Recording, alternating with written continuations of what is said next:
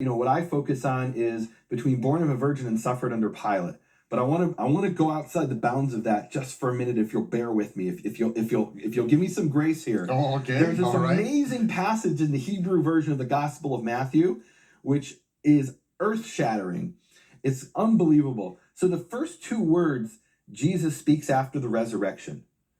Now, Matthew 28:9. And look, I'm not talking here from a perspective of faith. I'm a Jew, I'm not a Christian, but this is recorded in the Gospel of Matthew in both the Greek and the Hebrew. And what's recorded in the Greek is the first word. It's actually one word in the Greek, chairita, which in the English is translated as all hail. That's a perfectly good Greek greeting. All hail Caesar, right? It sounds Greek, it sounds Roman.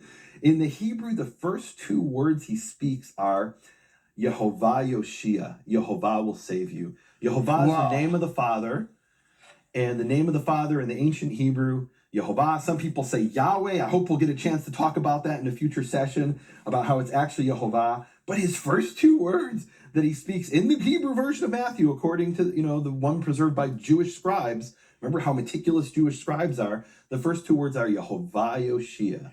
Yehovah Yoshia. Which means Yehovah will save you. Okay, now let's go back to what the angel told both Myriam and Yosɇph to name the child. So the angel says...